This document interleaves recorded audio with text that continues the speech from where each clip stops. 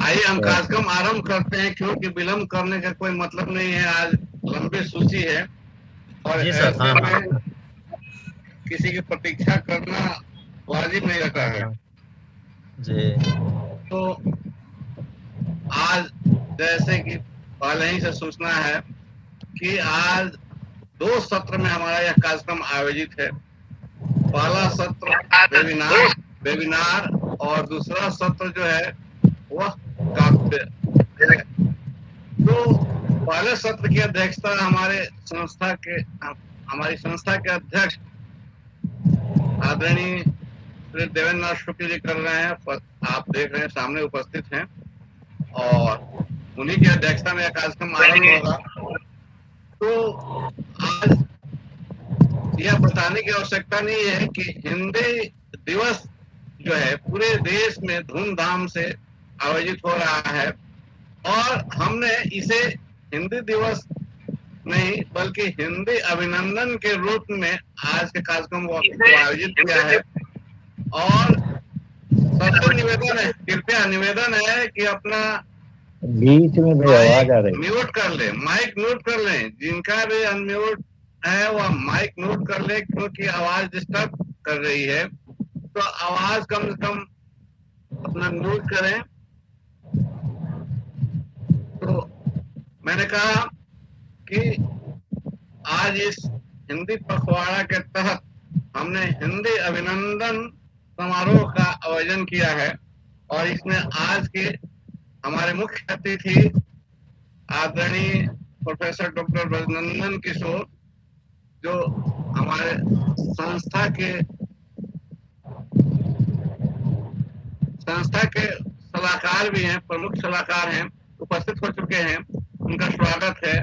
हमारे विशिष्ट अतिथियों में अमेरिका से मनोज पोदार जी उपस्थित हैं, ओमान से आदरणीय डॉक्टर अशोक कुमार तिवारी जी उपस्थित हैं और चीन से प्रोफेसर डॉक्टर विवेक मणि त्रिपाठी उपस्थित हैं। पहले ही उपस्थित हो चुके हैं सब लोग। और इंडोनेशिया से आज इंडोनेशिया जकार्ता से हैं सारिका जैथलिया। तो संभवतः पहुंच नहीं पाई है, पहुंच जाएगी। तो जितने हमारे आज सम्मानीय अतिथि हैं सबका स्वागत है। मनोज मिश्र जी हावड़ा से उपस्थित हो चुके हैं। नमस्कार सर। तो आप सबका स्वागत करते हुए यह कि हिंदी दिवस नहीं बल्कि हिंदी को हम राष्ट्र भाषा के लिए लगातार आवाज उठा रहे हैं, लेकिन हमने एक वैश्विक स्तर पर हिंदी जो अपना स्थान ग्रहण कर रही है उसे सोचा क्यों ना हम वैश्विक स्तर पर हिंदी की बात करें। हम राष्ट्र की तो बात कर ही रहे हैं, लेकिन वैश्विक स्तर पर यह अपना स्थान बना रही है और हिंदी भारत की पहचान है, भारत की अस्मिता है, भारत की संस्कृति है। तो हिंदी को निरंतर गतिमान देखकर इसीलिए हमें आवश्यकता पड़ी कि हम इसका अभिनंदन करें। केवल औपचारिकता का निर्वहन न करके हम जिस तरह हिंदी का निरंतर विकास हो रहा है, तो इस अभिनंदन समारोह में आज आप सबका अभिनंदन है, वंदन है, नमन है और साथ ही और हमारे उपस्थित होते जाएंगे। कार्यक्रम की लंबी सूची है।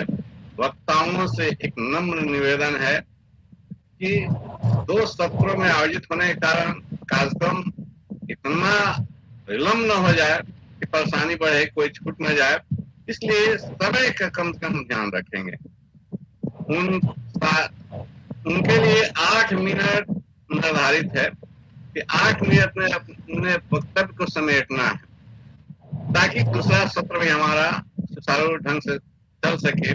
और दूसरे सत्र के लिए भी जैसे कि आवेदन किया गया है कि छोटी कविता, छोटी रचना और 3 मिनट के अंदर समेटना है। आगे के कार्यक्रम में फिर हम पूरा का पूरा समय देने का प्रयास करेंगे और यह हमारे बस की बात नहीं है, अब आपके हाथ की बात है। मैं आपसे आग्रह ही तो कर सकता हूँ, इससे ज्यादा कुछ नहीं कर सकता। हमारे सत्येंद्र जी उपस्थित हो चुके हैं, NHPC राजभाषा अधिकारी। तो सर सभी को नमस्कार। तो ये हिंदी दिवस पर बहुत व्यस्त रहे। आप सबका अभिनंदन करते हुए मैं आज के कार्यक्रम को आरंभ करना चाहूंगा।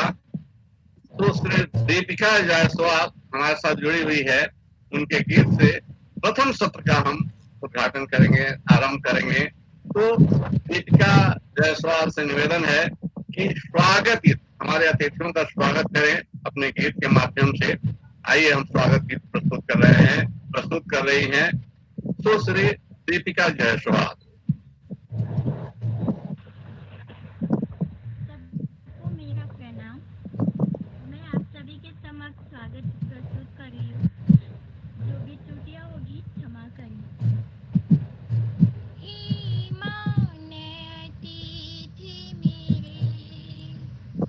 स्वागत है यहाँ तेरा, हे मान अतिथि मेरे।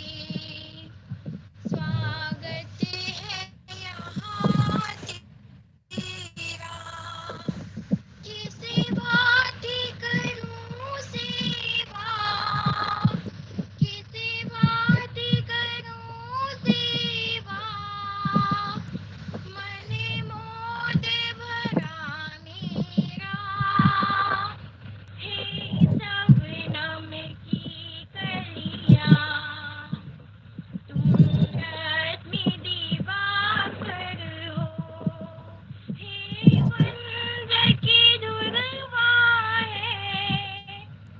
तुम नीर हो निर्धर की, हर आस बंधी तुमसे। मन चाहे उठा मेरा, हे माने अतिथि मेरे। स्वागत है यहाँ तेरा, हे चंद्रशिखर निखिले। शिव कहलाते हैं, पीर स्वयं स्वयं गीत बरसाते हैं। हे मान्य अतिथि मेरे, स्वागत है यहाँ तेरा। नमस्कार, धन्यवाद। धन्यवाद। बहुत अच्छा। अतिथियों का स्वागत किया तुमने। हाँ, बहुत अच्छा गायन रहा। बहुत अच्छी प्रस्तुति रही दीपिका की। बधाई हो, बधाई हो। आवाज रिटर्न कहाँ से आ रही है? हेलो, कहीं रिकॉर्डिंग की आवाज आइए। महोदय? वही देख रहा हूँ कि आवाज सबकी रिटर्न आ रही है। ओम प्रकाश सर जी का माइक्रोफोन ऑन है, उनको म्यूट करने बोल दीजिए, तब बाद बाकी सब ठीक है। हाँ, इसका पांडे जी का? हाँ, अब हो गया। अब हाँ, तो आइए, सबसे निवेदन पुनः एक बार करूंगा कि माइक को म्यूट रखिए, नहीं तो कार्यक्रम डिस्टर्ब हो जाएगा। और यह रिकॉर्डिंग इसका सारा का हो रहा है और फेसबुक और यूट्यूब पर लाइव चल रहा है। तो बात जो सुन रहे हैं, जो जुड़े हैं, जो यहाँ देख नहीं रहे हैं, उनको कोई परेशानी ना हो सुनने में, तो सबको सुन सके ठीक से। इसलिए माइक कम से कम निवेदन है कि जब तक उनको बोलने की आवश्यकता न हो म्यूट रखें। यह बार बार मैं निवेदन कर रहा हूँ। और यह कार्यक्रम ऋतु गर्ग जी का भी माइक्रोफोन अभी भी ऑन है सर, उनको बोल दीजिए म्यूट कर लो। ऋतु गर्ग जी तो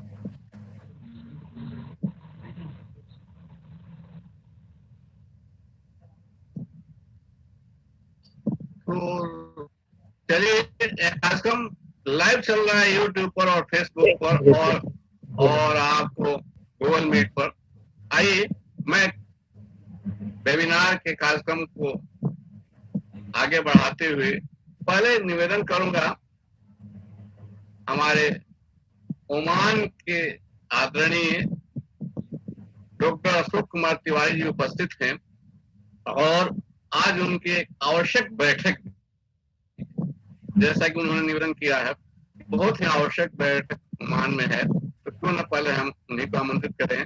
आइए डॉक्टर अशोक कुमार तिवारी जी, आप हमारे कार्यक्रम के साथ सहज बराबर जुड़े रहते हैं और आपका प्रेम और स्नेह बराबर हमारे संगठन को मिलता है।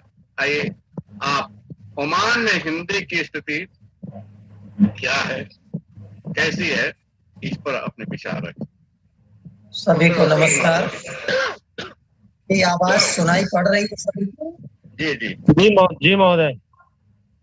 हाँ, खाड़ी देशों में लगभग मैंने हिंदी का सभी देशों में काम किया है और यूनाइटेड अरब अमीरात में कोर्ट की लैंग्वेज भी हिंदी बन चुकी है। कोर्ट की सेकंड थर्ड लैंग्वेज, फर्स्ट वहां पर अरबी है, सेकंड इंग्लिश है, थर्ड हिंदी बन चुकी है। सभी हवाई अड्डों पर हिंदी में उद्घोषणाएं होती हैं और हिंदी का काम खाड़ी देशों के लोग सराह रहे हैं। खाड़ी देशों के लोग जो कभी हमारे देश पर, भारत पर तलवारें लेकर अरबी टुकड़ियां आती थीं, आज वे हमारे पास आते हैं कि उस्ताद जी हमें हिंदी में नाम लिखना सिखा दो। शुक्रवार को यहाँ अवकाश होता है और मैं आसपास के ओमानी गांवों में अपने कुछ सीट बनवा करके स्कूल के अनुमति से लेकर निकलता था। अभी तो रिटायर कर दिया गया हूँ जबरदस्ती, तो फ्री हूँ, अपने पैसे से वर्कशीट बना के निकलता हूँ और उनको लिखना पढ़ना सिखाता हूँ। उसमें बड़े भी होते हैं, बच्चे भी होते हैं, हिंदी बोलना उनको आता है और भारत को, भारतीय संस्कृति को, हमारे मोदी साहब को वो बहुत पसंद करते हैं, बहुत अधिक पसंद करते हैं। और जैसा आप लोगों ने सुना होगा कि डॉक्टर जयंती प्रसाद नौटियाल का अभी लखनऊ से एक बहुत बड़ा कार्यक्रम आया था जिसको कि नीदरलैंड वालों ने ऑर्गेनाइज किया था और ये बहुत दुखद रहा और सुखद भी रहा। दुखद तो ये रहा कि हिंदी नंबर 1 पर पहुंच चुकी है विश्व के स्तर पर। ये डॉक्टर जयंती प्रसाद नौटियाल ने लगातार 15 साल रिसर्च किया, जो कि बेंगलोर में मैनेजर थे, बैंक मैनेजर, और उसके बाद उन्होंने अपनी थीसिस को इंडिया में भी जमा किया और यूनेस्को में भी जमा किया। तो दोनों जगह से वो प्रूफ हुआ, यूनेस्को ने भी प्रूफ किया कि हाँ हिंदी नंबर 1 पर है उनके सारे तर्क आंकड़ों। लेकिन इसको किसी हिंदुस्तानी संस्था ने, भारतीय संस्था ने आगे बढ़ाने की कोशिश नहीं की। डॉक्टर नौटियाल जी को मंच पर लाने की कोशिश नहीं की। डॉक्टर जयंती प्रसाद नौटियाल अभी सेवानिवृत्त हो गए हैं, देहरादून में रहते हैं और आज भी हिंदी से संबंधित वैश्विक स्तर पर उनका लाजवाब काम होता है। नीदरलैंड की एक संस्था ने इसको सबसे पहले मंच पर लाने की कोशिश की और उस पर विभिन्न तरह से उन्होंने बताया कि विश्व में हिंदी बोलने वालों की संख्या चाइनीज से लगभग 4 मिलियन अधिक हो गई है। जो लोग चाइनीज को नंबर 1 मानते हैं वो अभी बहुत पीछे हमसे हो गए हैं। कारण रहा है कि सोवियत रूस के टूटने के बाद उज्बेकिस्तान, तजाकिस्तान, कजाकिस्तान, आर्मेनिया, ये जो सारे देश निकले हैं, इनकी भाषाएं हमारे हिंदी से बहुत मिलती जुलती हैं। अमिताभ बच्चन जैसा कोई उनके पास ऐसा हीरो नहीं है, लता मंगेशकर जैसी गायिका उनके पास नहीं है, मोहम्मद रफी जैसे गायक उनके पास नहीं है। ये सब हिंदी की बेहतरीन क्वालिटी है। आज भी जब हम लोग अरबी देशों में जाते हैं तो लोग बोलते हैं, हाँ गांव में साहब आपके पास लता मंगेशकर का गीत है तो हमें बताइएगा। जिस स्कूल में मैं पढ़ाता हूँ वहां पर एक बच्ची, ऐसे कई बच्चियां हैं लेकिन 2 बच्चियों ने अपनी रिकॉर्डिंग करवाई थी।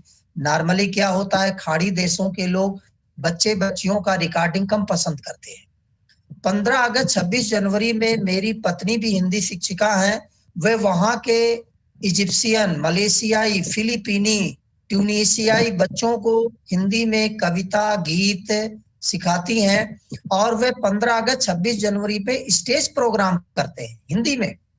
उनके घर के लोग, उनके परिवार, पड़ोस के लोग जितने भारतीय नहीं आते हैं उससे ज्यादा वो आते हैं। और वो पूछते हैं what is the 15 August, where you celebrate the 26 January. हम लोग उनको समझाते हैं। Why you celebrate the Deepawali, हम उनको समझाते हैं। तो बहुत ही आत्मसंतुष्टि होती है कि हम चाहे जितनी खराब परिस्थितियों में हैं, लेकिन हम विदेशों में अपनी संस्कृति को, भाषा को बढ़ा पा रहे हैं। लेकिन साथ में दूसरा पहलू भी है जिसके तरफ हम आप सबका ध्यान आकर्षित करना चाहेंगे। हम लोगों ने हिंदी के एक एक कदम पर बहुत बलिदान दिया है, बहुत त्याग किया है। सत्र 2016-17 में मेरे पढ़ाए हुए इंडियन स्कूल निजवा के बच्चे पूरे खाड़ी देशों के सीबीएसई स्कूलों में टॉप किए थे बोर्ड रिजल्ट में, क्लास 10 के रिजल्ट में।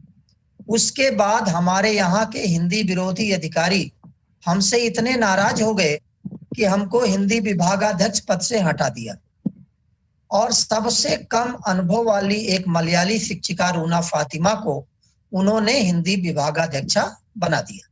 खैर, हम लोग काम करने गए हैं और हिंदी का प्रसार में हमने उनका भी सहयोग किया, उनकी भी मदद किया और मैंने कोशिश किया कि हिंदी का एक स्तर बना रहे, एक व्यवस्था बनी रहे। लेकिन हर बार इतना परेशान किया गया। एक नए प्रिंसिपल साहब आए, उन्होंने हिंदी के साथ कहां से हिंदुत्व और ईसाइयत को जोड़ दिया और उसके लिए हमें बहुत सी, 1 मिनट के लिए मैं क्षमा चाहूंगा, जस्ट 1 मिनट के लिए साहब।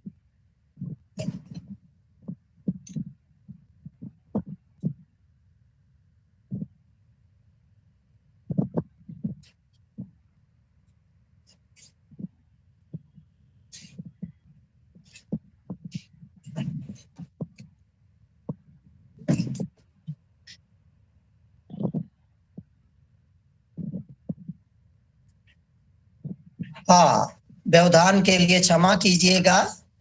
तो इस तरह से उन्होंने ऐसी व्यवस्था पैदा की कि हमको जबरदस्ती रिटायर कर दिया गया और ऐसे खाड़ी देशों में, विदेशों में, रोमानिया में, बल्गारिया में, यूरोप में ईसाइयत वाले अंग्रेजी में वो पिछड़ रहे हैं। अंग्रेजी 5वें नंबर पे चली गई है उनकी भाषा, तो वे हिंदी भाषियों को हिंदी पढ़ाने ही नहीं दे रहे हैं।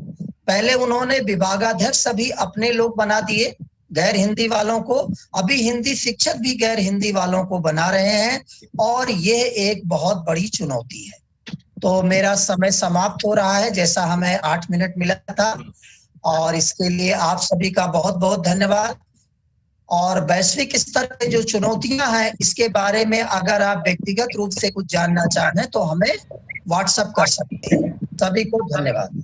धन्यवाद धन्यवाद धन्यवाद सर, बहुत ही बढ़िया जानकारी। बहुत कम समय, एकदम समय का अनुपालन किया आपने और यही अनुशासन मुझे लगता है कि बरकरार रहेगा।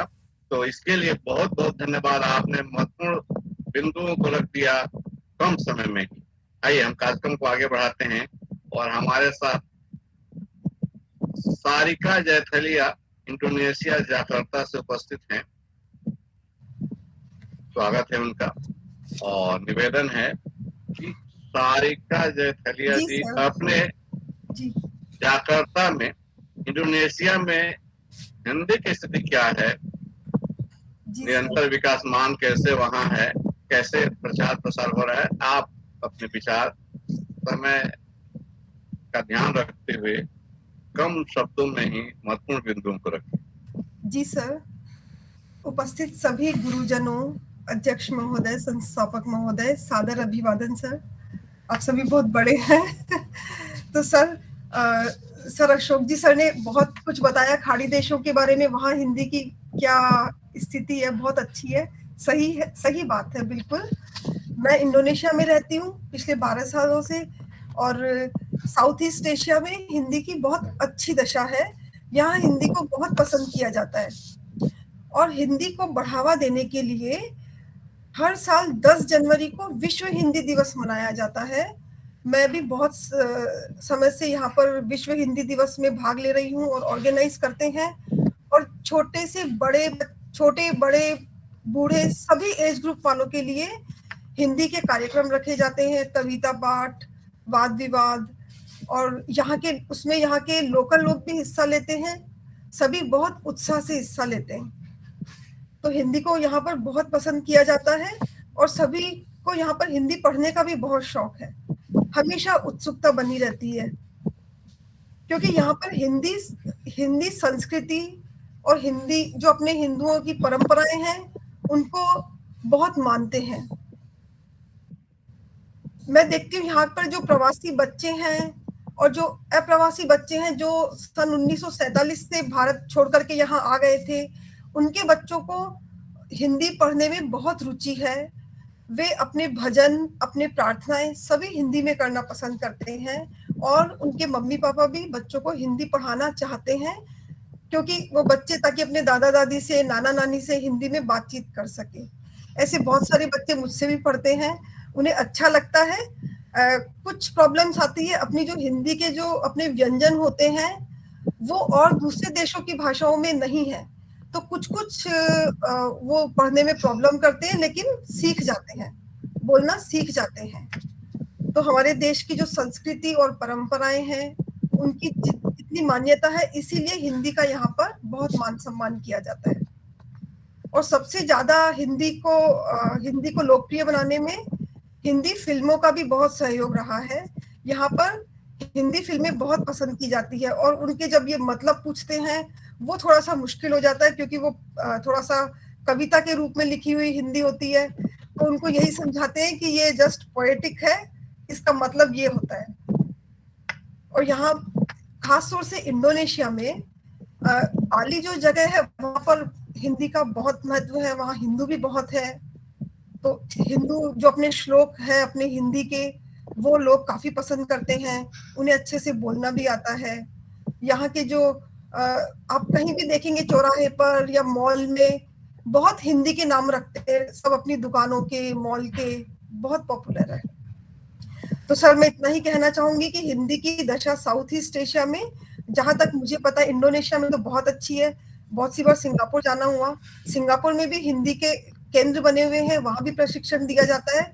तो हिंदी सभी बहुत शौक से सीखते हैं। ठीक है सर, धन्यवाद। और जब भी धन्यवाद सारिका जी। आज थोड़ा ही समय लूंगी क्योंकि आज अब सबकी कविताएं सुननी है। बिल्कुल, बहुत बहुत धन्यवाद, बहुत बहुत धन्यवाद। आपने समय का ध्यान रखते हुए अपने वक्तव्य को समाप्त किया और विचारों को रखा। आइए हम कार्यक्रम को आगे बढ़ाते हैं। और भाषा कृषि देश चीन बगल में ही है। आजकल बड़े विवाद चल रहे हैं चीन के साथ, लेकिन फिर भी हिंदी के साथ कोई विवाद नहीं है।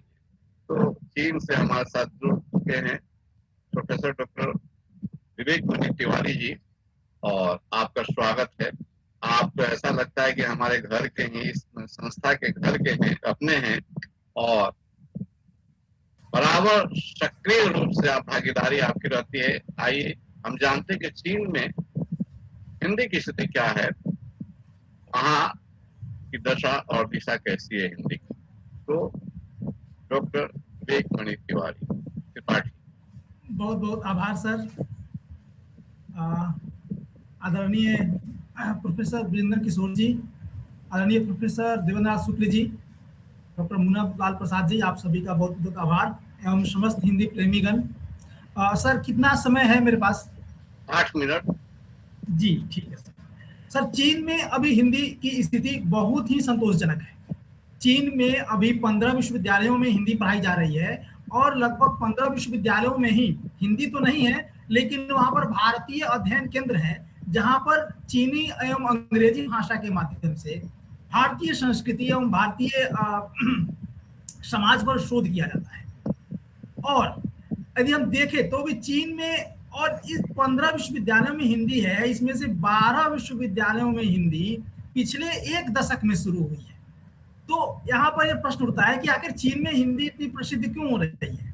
तो चीन में हिंदी के प्रसिद्ध होने का बहुत से कारण है। सबसे पहला जो कारण है वह यह है कि जो हमारा भारत चीन संबंध है, सांस्कृतिक संबंध है, वह 2000 वर्ष पुराना है।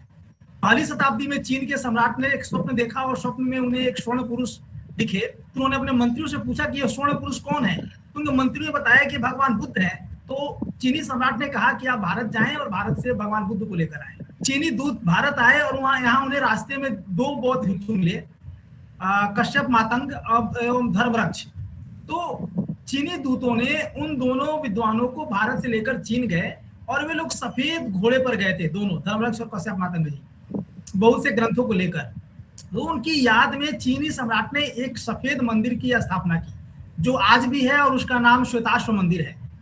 और वहां पर रहकर उन दोनों बौद्ध भिक्षुओं ने बहुत से संस्कृत बौद्ध सूत्रों का चीनी भाषा में अनुवाद किया और तब से लेकर अब तक बहुत से चीनी विद्वान भारत आए, बहुत से भारतीय विद्वान चीन गए और एक दूसरे की सांस्कृतिक समानता विभिन्नता का एक दूसरे से परिचय कराया। इसी में सबसे बड़ा नाम है 7वीं शताब्दी में वेनसांग भारत आए। वेनसांग 7वीं शताब्दी में भारत पैदल आए, किस लिए आए? तो ज्ञान की प्राप्ति के लिए। यदि हम देखें भारत तो बहुत लोग आए हैं, अरबी लुटेरे आए,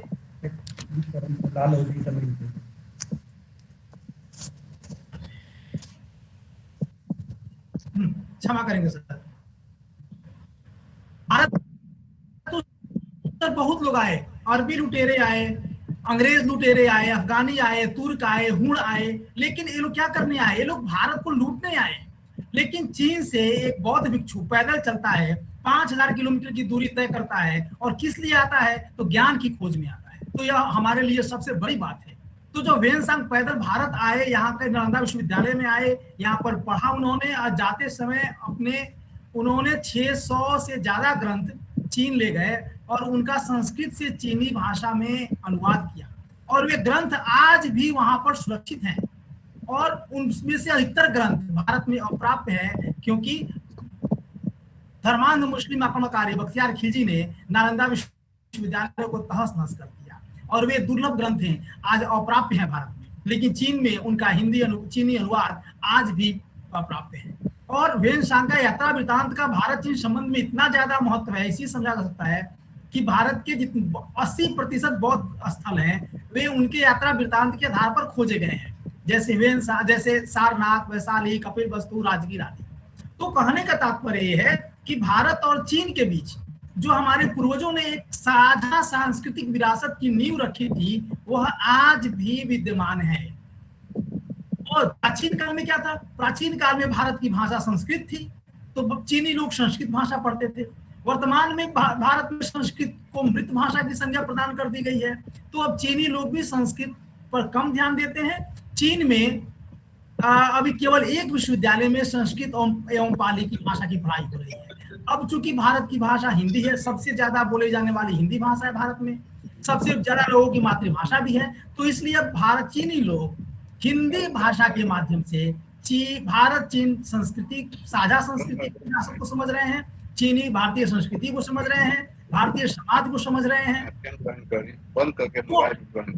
चीन में हिंदी के प्रसिद्ध होने के हिंदी अध्ययन के प्रसिद्ध होने के 2 कारण हैं। एक, चीनी लोग भारतीय संस्कृति को प्राचीन काल से ही समझने की कोशिश करते आ रहे हैं और वर्तमान भी कर रहे हैं।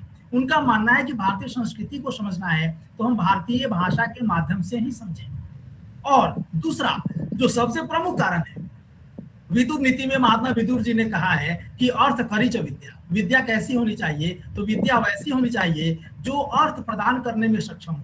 आज हमारी हिंदी लोक भाषा, जन भाषा, राष्ट्र भाषा, राज्य भाषा, विश्व भाषा से होते हुए बाजार की भाषा भी बन चुकी है।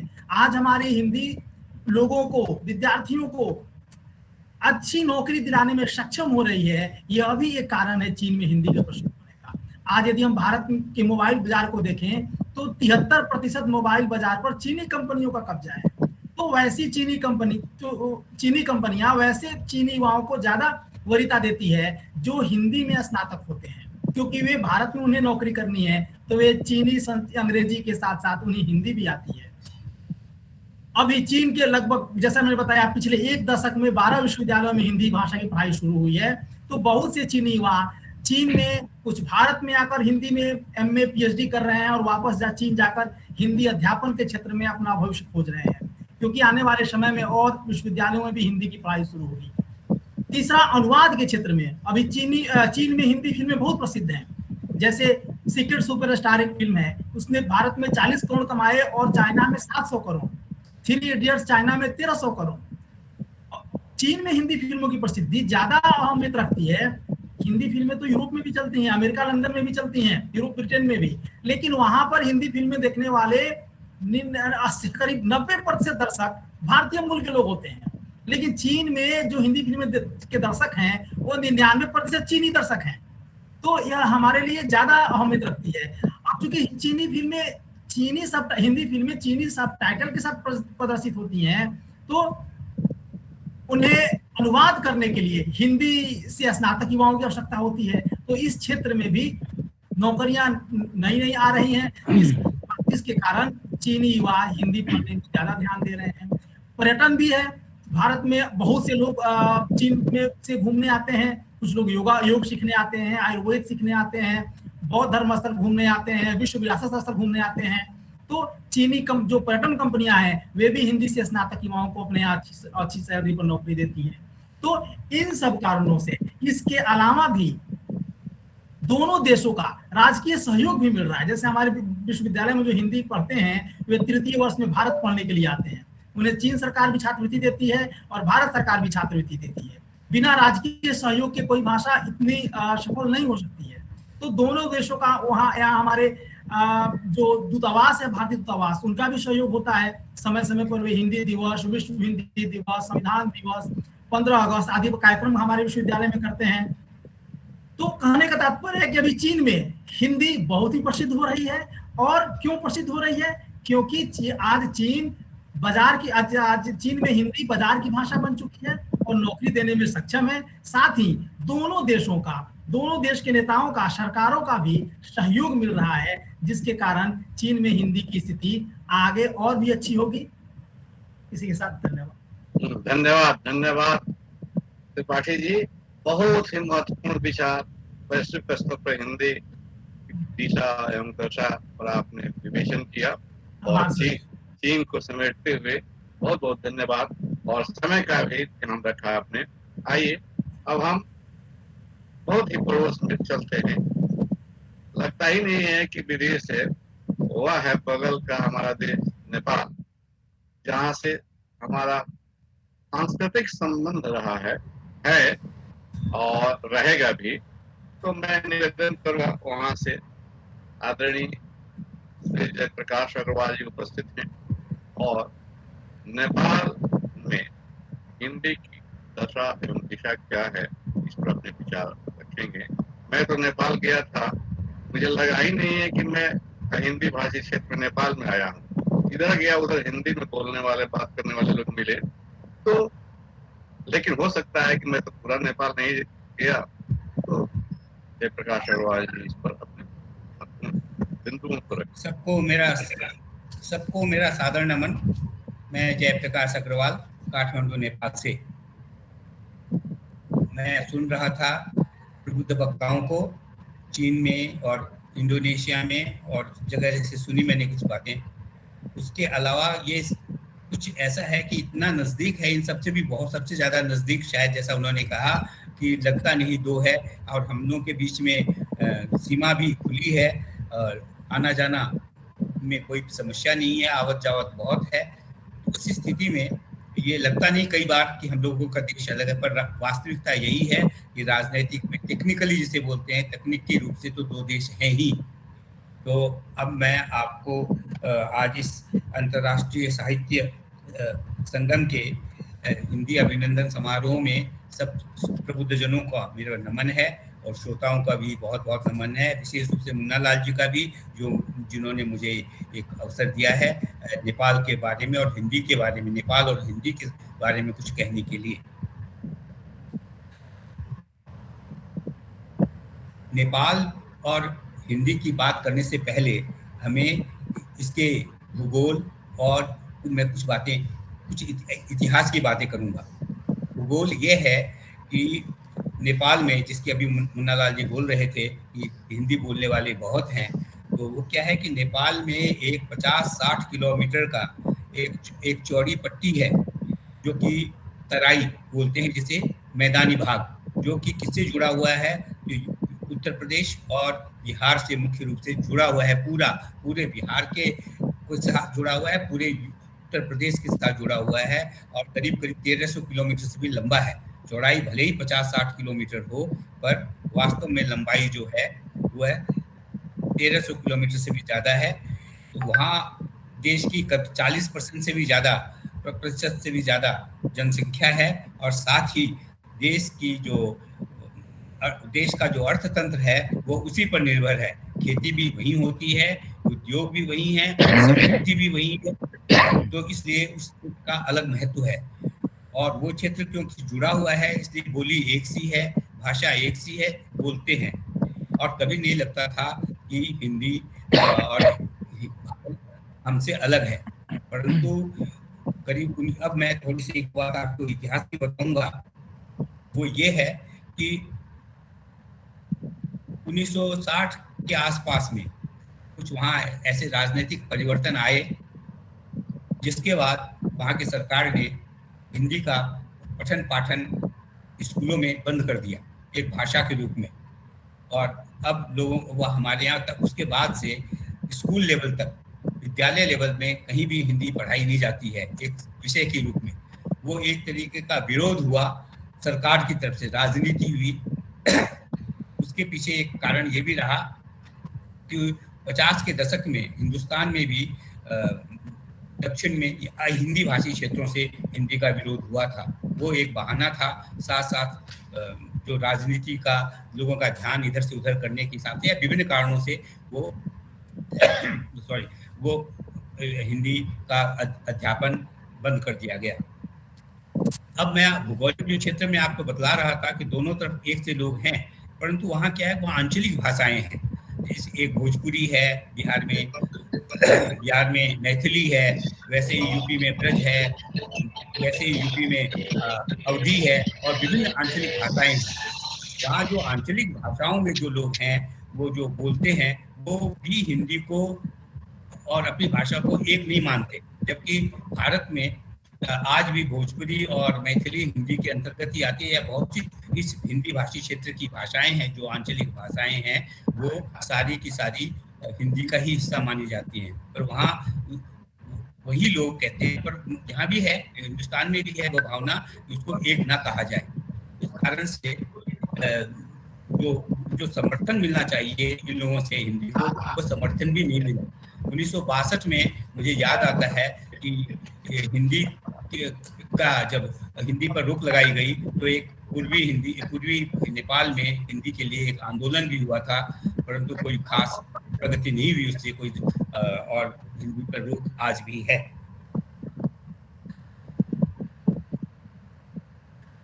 परंतु दूसरी तरफ क्या है कि सीमा के दोनों तरफ के जो लोग हैं, उनका आना जाना लगा है, लाखों लोग रोज आते जाते हैं, उनकी आपस की संपर्क भाषा हिंदी ही है। इसलिए हिंदी बोलचाल की भाषा के रूप में नेपाल के एक बहुत बड़े भूभाग में प्रचलित है। परंतु फिर भी क्या है कि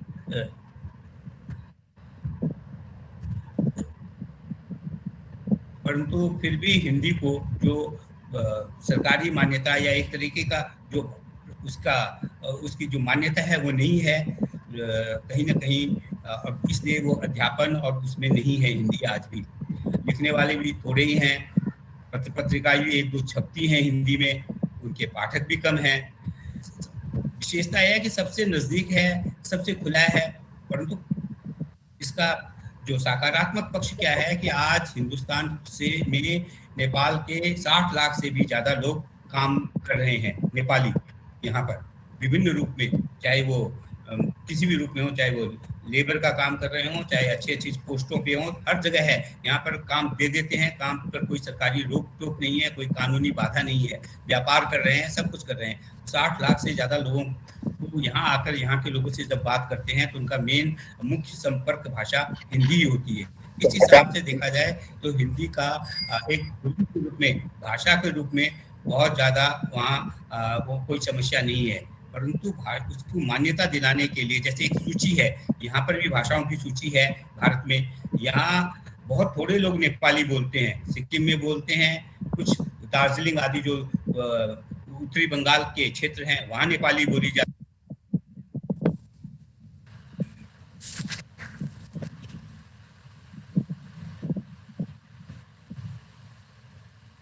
जयप्रकाश जी अपना अनम्यूट कर लीजिए, अनम्यूट कीजिए। ज्वाइन है हो गए क्या? अब कब से हाँ क्या हुआ अब सुनो? हाँ ठीक कैसे है, हो गया ये? चलिए।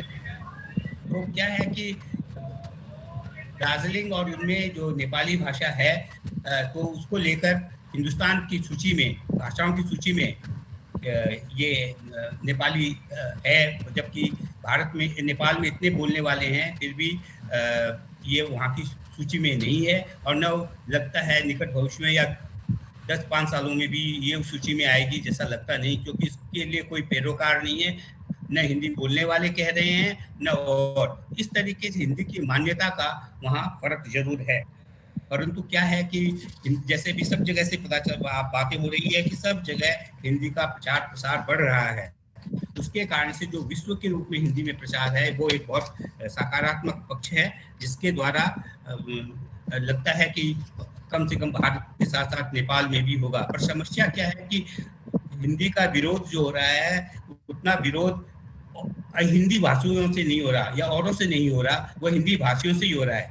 आज गांव-गांव में, गली-गली में ऐसे स्कूल खुल गए हैं, प्राइमरी स्कूल, जहां की शिक्षा शुरुआत में अंग्रेजी में ही हो रही है, ABCD सिखाई जा रही है, वर्णमाला नहीं सिखा रहे। हर घर की कहानी है, हमारे यहाँ भी यही है और यही हाल नेपाल में हो रहा है।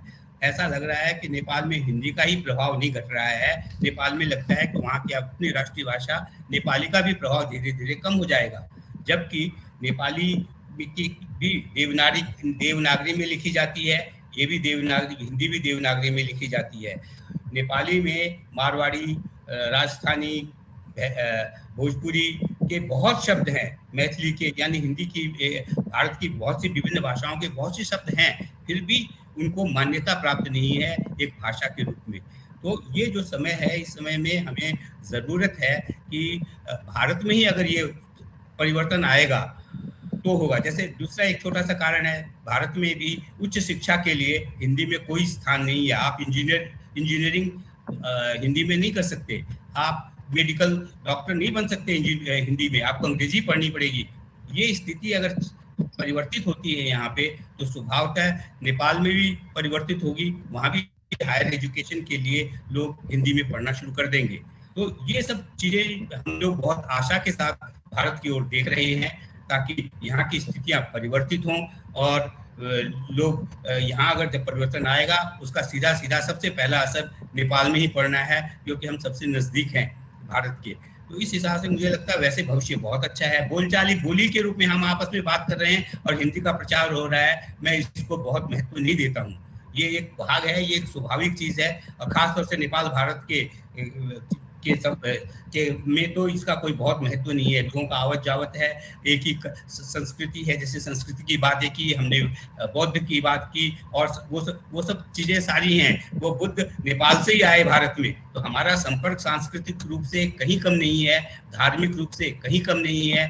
परंतु फिर भी जब हम पूर्ण केवल भाषा की बात कर रहे हैं, हिंदी की, और आज के हिंदी की, तो उसके लिए ज़रूरी है कि यहाँ पर भी अब जब परिवर्तन आएगा उसका सीधा सीधा असर आएगा हम पर, और फिर हिंदी का महत्व बढ़ता चला जाएगा। धन्यवाद धन्यवाद धन्यवाद जयप्रकाश जी, बहुत ही महत्वपूर्ण विचार आपने रखे। और मैं अब सीधे चलता हूं अमेरिका की ओर। अभी प्रधानमंत्री भी हमारे वहीं पर विराजमान हैं, और अमेरिका से हमारे यहाँ विराजमान हैं श्री मनोज पोद्दार जी, और वह बहुत ही प्रेम के साथ वह उपस्थित हुए। देखिए वहाँ समय बड़ा गड़बड़ है, अंतर है, सुबह शायद वहाँ 6:30 बज रहा होगा, और सुबह हमारे साथ जुड़े हुए हैं, तो आइए उनका स्वागत है। और अमेरिका में हिंदी की दशा एवं दिशा पर आदरणीय श्री मनोज पोद्दार जी अपने विचार रखें। धन्यवाद मुन्नालाल जी, स्वागत। नमस्कार। माननीय अध्यक्ष महोदय, मुख्य अतिथि डॉक्टर बजरंदर किशोर जी, अंतर्राष्ट्रीय साहित्य संगम के संस्थापक एवं महासचिव श्री मुन्नालाल प्रसाद जी, अन्य वक्ता एवं कविगण एवं विद्वानगण सभी को मेरा नमस्कार। हिंदी अभिनंदन समारोह में आमंत्रित करने के लिए असंख्य असंख्य धन्यवाद। वैश्विक स्तर पर हिंदी की दशा एवं दिशा यह काफी व्यापक विषय है। इस विषय पर कई वक्ताओं ने अपने विचार व्यक्त किए। अशोक तिवारी जी ने डॉक्टर नौटियाल की रिसर्च का उल्लेख किया। जयप्रकाश जी ने नेपाल में हिंदी की वास्तविक दशा एवं जो कि विश्व में एवं भारत में भी हिंदी की वास्तविक दशा है उसका उल्लेख किया। डॉक्टर विवेक मणि त्रिपाठी जी ने चीन की हिंदी भाषा का उल्लेख किया। तो इंडोनेशिया में हिंदी का उल्लेख किया गया। तो इन सबको मिलाकर मैं अपने विचारों को व्यक्त करना चाहता हूं। मैं डॉक्टर नौटियाल की रिसर्च से काफी हद तक सहमत हूं और जयप्रकाश जी ने भी कहा कि हिंदी एक संकीर्ण भाषा नहीं है, हिंदी एक बहुत ही व्यापक भाषा है। जैसे कि त्रिपाठी जी, विवेक मणि त्रिपाठी जानते हैं कि चीन में मैंडरिन चाइनीज एक मुख्य भाषा है। उसके अलावा कैंटोनीज चाइनीज, वू चाइनीज, ईस्ट चाइनीज, बहुत सारी चाइनीज है। उन सबको मिलाकर एक व्यापक चाइनीज भाषा माना जाता है। अमेरिका में प्रत्येक शहर में चीनी लोग बहुत हैं। यहाँ पर हर एक शहर में आपको चाइना टाउन मिल जाएगा। न्यूयॉर्क सिटी में तीन चाइना टाउन है और तीनों चाइना टाउन, आश्चर्य की बात है कि 3 अलग अलग चाइनीज भाषा पर, मैंडरिन चाइनीज, कैंटोनीज चाइनीज और वू चाइनीज पर आधारित है।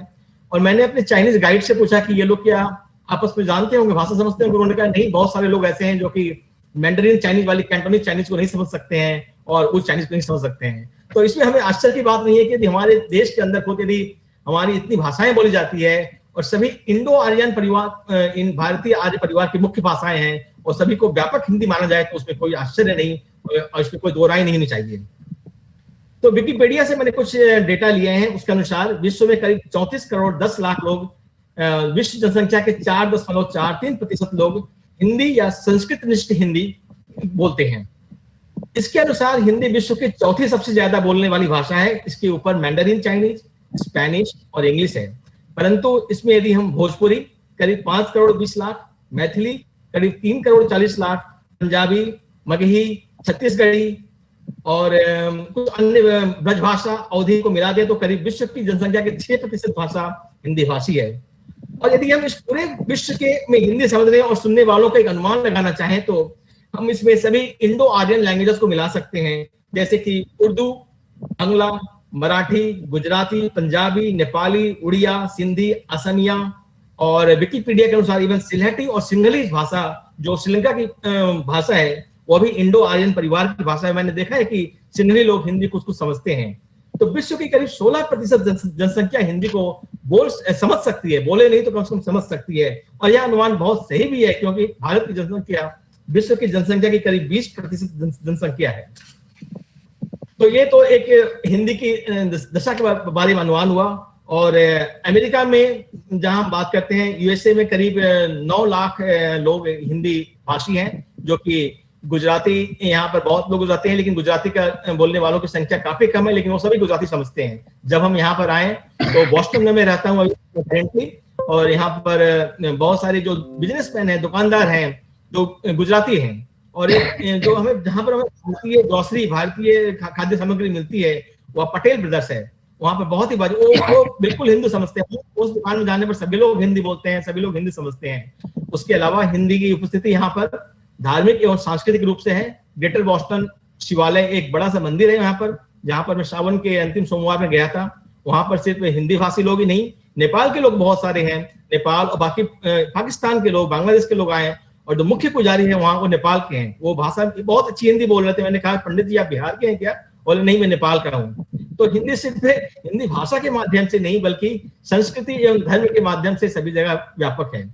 हाँ, अब हम शिक्षा के क्षेत्र में आते हैं। बॉस्टन जो एक शिक्षा का बहुत बड़ा केंद्र है, बहुत ही प्राचीन एवं ऐतिहासिक शहर है। यहाँ विश्व का सबसे सर्वोच्च यूनिवर्सिटी हार्वर्ड यूनिवर्सिटी स्थित है, MIT है, बॉस्टन यूनिवर्सिटी है, टॉप्स यूनिवर्सिटी है। करीब 40 यहाँ पर उच्च शिक्षा के केंद्र यहाँ पर हैं। हार्वर्ड यूनिवर्सिटी में हिंदी और उर्दू एक भाषा के रूप में पढ़ाई जाती है। यहाँ पर graduate school of arts and science में हिंदी उर्दू को ग्रेजुएट PhD लेवल तक पढ़ाया जाता है। उसके बाद बॉस्टन यूनिवर्सिटी में, टॉप्स यूनिवर्सिटी में भी हिंदी उर्दू को एक सब्जेक्ट के रूप में दिया जाता है। इसके अनुसार मैंने देखा कि यहाँ हिंदी काफी उपस्थित है, काफी जगहों पर उपस्थित है। मैं करेंटली अभी हेल्थ इंटरनेशनल बिजनेस स्कूल में एमबीए की पढ़ाई पूरी करके मास्टर इन बिजनेस एनालिटिक्स की पढ़ाई कर रहा हूँ। तो मेरे पास बॉस्टन पब्लिक लाइब्रेरी का सदस्यता है। तो मैं बॉस्टन पब्लिक लाइब्रेरी में जाके मैंने हिंदी की दशा देखनी चाहिए। तो वहां पर विश्व भाषा की एक गैलरी है, पूरी गैलरी। तो विश्व भाषा की गैलरी में सबसे बड़ी जो गैलरी है उसमें रशियन, रूसी भाषा है, उसके बाद चाइनीज भाषा है और स्पेनिश भाषा है। क्योंकि चाइनीज, स्पेनिश, ये लोग स्पेनिश भाषा जो है स्पेन ने भी पूरे दक्षिण अमेरिका में अपने उपनिवेश बनाए थे और आज पूरे दक्षिण अमेरिका में ब्राजील को छोड़ के सभी देशों में स्पेनिश बोली जाती है। तो स्पेनिश इसलिए विश्व में अभी मैंडरिन के बाद दूसरी सबसे बड़ी बोली जाने वाली भाषा है और वर्तमान में मैं स्पेनिश सीखने की कोशिश भी कर रहा हूँ। तो स्पेनिश, रशियन और चाइनीज के अलावा वहां जो तीसरी भाषा की गैलरी थे उसमें हिंदी का एक बड़ा शेल्फ था। तो लाइब्रेरी ने कहा कि हिंदी की किताबें कोई लेता नहीं, तो मैं वहां से 4 हिंदी की किताबें लेके आया हूँ। उसमें चतुर्सेन शास्त्री जी की बड़ी बेगम, प्रेमचंद की मिस पद्मा और जैनेन्द्र कुमार जी की एक नामदास, और इस 2-4 किताबें मैं लेके आया और उससे बहुत खुश हुए कि हिंदी की किताबें कोई नहीं लेता है। मैंने कहा कि हिंदी की किताब शेल्फ को इतना छोटा होने का कारण यह है कि जो भी हिंदी भाषी बॉस्टन में है या रहते हैं वो कभी हिंदी किताबें लेते नहीं, लेकिन चाइनीज, रशियन और स्पेनिश लोग अपनी किताबें बहुत पढ़ते हैं। इवन उनके सब्जेक्ट्स भी, मतलब जो बाकी टेक्निकल सब्जेक्ट्स हैं वो भी उनकी भाषा में मिलते हैं। तो ये भी एक कारण हो सकता है। तो मैंने कहा जरूर मैं बाकी हिंदी भाषियों को भेजूंगा ताकि हिंदी की दिशा दोनों भी आगे बढ़े। हाँ, विश्व स्तर पर हिंदी की बात करें तो हम वैश्विक संगठनों की बात करें, यूनाइटेड नेशन, संयुक्त राष्ट्र संघ, जहां पर अभी हमारे माननीय प्रधानमंत्री जी ने अपना वक्तव्य हिंदी में दिया, पर वह इंग्लिश के उत्तर जा रहा है। आज हम उस भाषण की तुलना 1977 में दिए गए माननीय अटल बिहारी वाजपेयी के भाषण से करें तो हमें लगता है कि हिंदी और ये हिंदी है। परंतु यह देखिए तो विश्व काफी बदल चुका है। वाजपेयी जी के भाषण में जब उन्होंने विदेश मंत्री के रूप में भाषण दिया था, उन्होंने पैलेस्टाइन और इजराइल का उल्लेख किया था। जब हम इजराइल के समर्थक नहीं थे और हमने कहा था कि मतलब इजराइल जो गाजा पट्टी में बस्तियां बसा रहा है हम उसका विरोध करते हैं, लेकिन आज भारत की डिप्लोमेटिक स्थिति भी बदल चुकी है और हम इजराइल का समर्थन करने लगे हैं और पीएलओ जो है ऑलमोस्ट खत्म हो चुका है।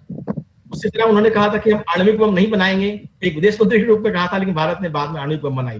तो वहां से अभी तक पूरा विश्व बदल चुका है। आज सोशल मीडिया का युग है, हम फेसबुक, गूगल सभी जगह छाए हुए हैं। वहां पर हिंदी जितनी बढ़ेगी उतना हम आगे बढ़ेंगे। तो ये उस हिसाब से मोदी जी का भाषण जो था इंग्लिश में था, वो एक वाइडर एक्सेप्टेंस, व्यापक रूप से वो स्वीकार्य हो भारत के लोगों में भी। भारत के जो लोग पूरी तरह नई पीढ़ी के लोग, जैसे मैं अपने बच्चों को ही पढ़ाता हूँ, हिंदी पढ़ाता हूँ, तो जब मैं उन्हें वर्णमाला सिखाता हूँ, जैसे कि जयप्रकाश जी ने कहा कि आज ऐसा हो गया कि हिंदी स्कूल समाप्त हो गए। मैं तो मुंबई में रहता हूँ, अभी भी मेरे बच्चे वहां हैं, तो वो हिंदी माध्यम अच्छे स्कूल कलकत्ता में नहीं मिलते, बिहार में नहीं मिलते, तो मुंबई में कहाँ से मिलेंगे? तो उनको इंग्लिश मीडियम में पढ़ना ही पड़ेगा भविष्य के लिए, अर्थोपार्जन के लिए। तो जब मैं उन्हें हिंदी सिखाता हूँ, बोलता हूँ ऊँट से उड़न खटोला, तो वो बोलते हैं व्हाट इज दिस। तो उन्हें ये छोटी बातें, उड़न खटोला वगैरह आप समझ में नहीं आती है, कुछ समय बाद ये शायद बिल्कुल हमारे पाठ्य पुस्तकों से समाप्ति हो जाएगा। लेकिन हिंदी दूसरी दिशा में बढ़ रही है, हम देखें तो सोशल मीडिया में और काफी ज्यादा है। मैं भारतीय रिजर्व बैंक में डिप्टी जनरल मैनेजर हूं, तो मेरे कई राजभाषा अधिकारी हैं जो मेरे सर्कुलर्स का हिंदी अनुवाद करके लाते हैं। मैं कई बार उनसे पूछता हूं कि आपने अनुवाद कहाँ से किया है, ये तो काफी मतलब इसमें कई अर्थ के अनर्थ हो गए। तो बोलते हैं कि सर, बाद में बोलते हैं मैंने गूगल ट्रांसलेटर से किया। मैं बोला जब आपको बैंक ने राजभाषा अधिकारी के रूप में नियुक्त किया है तो आप अपनी हिंदी का उपयोग कीजिए, गूगल ट्रांसलेटर की। लेकिन ठीक है, इससे सोशल मीडिया या गूगल ट्रांसलेटर एक मैं समझता हूँ हिंदी को और व्यापक बना रहा है। तो और ये आर्टिफिशियल इंटेलिजेंस और मशीन लैंग्वेज, डीप लर्निंग के माध्यम से ये हमारी भाषा सीखते हैं। मशीन सीख रहा है, कोई व्यक्ति नहीं है वहां पर। तो जितना हम सोशल मीडिया में हिंदी का उपयोग करेंगे, हिंदी में अपनी बात लिखेंगे, उतना ही ये गूगल हमारी बात को समझेगा, हमारी हिंदी को समझेगा, और गूगल की हिंदी उतनी ही परिष्कृत होगी, और जिससे कि बाकी देखने सुनने वालों को, पढ़ने वालों की हिंदी परिष्कृत होगी। तो ये हिंदी की जो व्यापक दिशा है इस तरफ जा रही है। हाँ, बाकी जो अंतरराष्ट्रीय संगठन है, इंटरनेशनल मॉनेटरी फंड, विश्व मौद्रिक कोष और वर्ल्ड बैंक या BIS, bank for international settlement, जिससे मैं जुड़ा था पहले, वहां अभी भी हिंदी नहीं है क्योंकि भारत ने उसे रिप्रेजेंट नहीं किया कि हमारी भाषा में भी आपके सर्कुलर्स, आपके निर्देश निकलने चाहिए। लेकिन वहां पर उनके जो भी निर्देश निकलते हैं वो Spanish, Arabic, Latin, sorry Latin नहीं तो लेकिन फ्रेंच, इन सभी भाषाओं में अनुवाद होता है, लेकिन हिंदी में उसका अनुवाद नहीं है। जबकि अभी मैंने बताया कि करीब भारत विश्व में 16% जनसंख्या हिंदी बोल सकती है या समझ सकती है, कम से कम समझ सकती है। और भारत की जो हम लोग विश्व के 20% जनसंख्या को रिप्रेजेंट करते हैं, हमारी राष्ट्रभाषा या राजभाषा हमारी हिंदी है। लेकिन भारत में ही हम पूरी तरह से राजभाषा नहीं बना पाए, तो इन वैश्विक संगठनों में हिंदी को हम ले जाने के लिए हमें अभी बहुत कार्य करना पड़ेगा। और यह दशा सिर्फ हिंदी की नहीं है। मैंने कुछ दिन पहले न्यूज समाचार में पढ़ा था कि पाकिस्तान की सुप्रीम कोर्ट ने वहां की सरकार को फटकार लगाई कि अभी तक आपने उर्दू को राष्ट्रीय भाषा के रूप में क्यों नहीं बना पाए हैं। आप अभी भी कामकाज में अंग्रेजी का यूज ज्यादा होता है। तो ये सिर्फ हमारी दशा नहीं है, नेपाल की दशा नहीं है। जहां जहां पर ये यूरोपीय उपनिवेश रहे हैं, वहां की उन्होंने भाषा को बहुत हद तक हानि पहुंचाई है।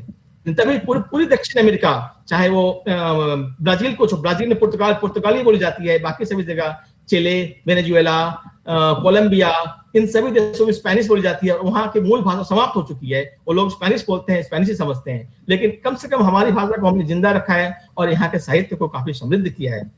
तो ये मेरे कुछ विचार और कुछ मैंने बताए हैं। और यहाँ पर हम सांस्कृतिक रूप से भी जीवित हैं। हिंदी भाषियों के अलावा गुजराती, बंगाली, मराठी यहाँ पर काफी हैं। नेपाली बहुत है, जयप्रकाश जी जैसे, वो सब हिंदी में बात करते हैं मुझसे। नेपाल में जो मंदिर में पंडित जी में लोग नेपाल के थे, बैंकों में काफी नेपाल के लोग काम करते हैं। जब मैं उनसे मिलता हूँ, और हाँ, मैंने अपने मित्र सत्यप्रकाश तिवारी जी का जो नेपाल में स्वागत हुआ था, वो वीडियो दिखाता हूँ कभी कभी। वो बहुत खुश होते हैं। तो इनसे हमारी मतलब हिंदी भले ही औपचारिक रूप से ना हो, लेकिन अनौपचारिक रूप से अच्छी प्रगति कर रही है। इसके साथ ही मैं अपने विचार समाप्त करता हूँ। धन्यवाद मनोज जी कि आपने बहुत ही सुलझे हुए विचार अपने प्रस्तुत किए। बहुत बहुत धन्यवाद। और आगे भी हमारे कार्यक्रम के साथ जुड़े रहेंगे। तो दूसरी बात बता दूं, इनकी श्रीमती जी भी ज्योति पोदार जुड़ी हुई है, उनका स्वागत है। और उन्होंने बताया नहीं, लेकिन वह भी जुड़ी हुई है हमारे कार्यक्रम के साथ, तो उनका स्वागत है। और एक परेशानी हो रही है क्या कि फेसबुक का भी मैंने लिंक भेज दिया है, तो बहुत लोग फेसबुक पर जुड़ गए हैं यहाँ के बदले फेसबुक पर, और यहाँ जुड़ नहीं पा रहे हैं। जैसे देखिए बाबू हमारे जो है फेसबुक से जुड़ चुके थे और वो बार बार प्रयास कर रहे थे कि यहाँ से जुड़े, नहीं जुड़ पा रहे थे। बाद में मैंने उनको कहा कि वो फेसबुक का लिंक है, आप दूसरा लिंक देखिए, उसको जुड़िए, तो जुड़ गए। तो बहुतों के साथ इस तरह की परेशानी है। तो आइए हम कार्यक्रम को, और यह कार्यक्रम यूट्यूब और फेसबुक पर प्रसारित हो रहा है, बहुत लोग जुड़े हुए हैं, तो सुन रहे हैं। एक ऐसा व्यक्ति जो आंख से कम देखता है, दिखाई नहीं देता है, और वह जुड़ा ही नहीं है कार्यक्रम के साथ, बल्कि अपने बहुत सारे मित्रों को जोड़ कर रखा है, जो यहाँ हम नहीं देख रहे हैं, लेकिन वो सुबह से ही उसका फोन आ रहा था।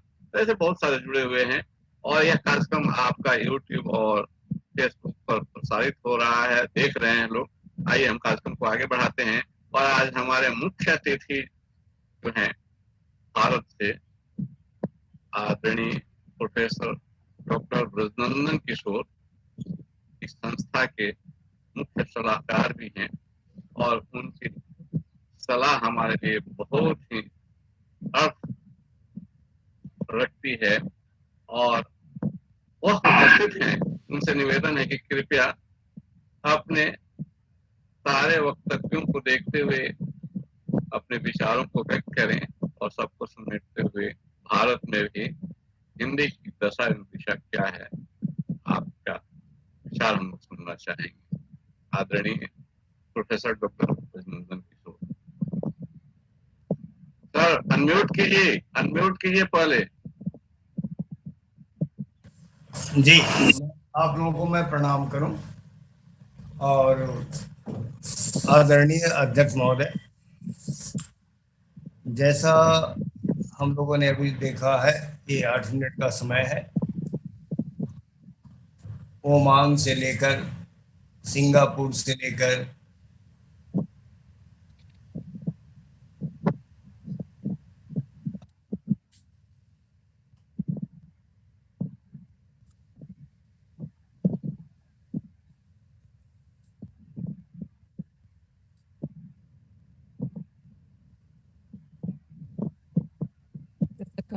बल उठा दो, नहीं उठाया तुमने।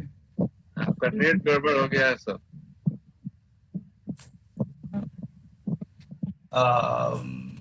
नेपाल से लेकर अमेरिका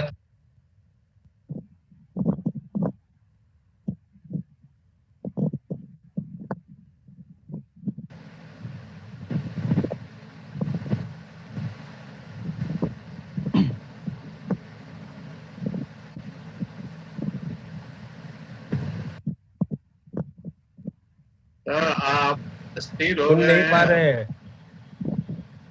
हेलो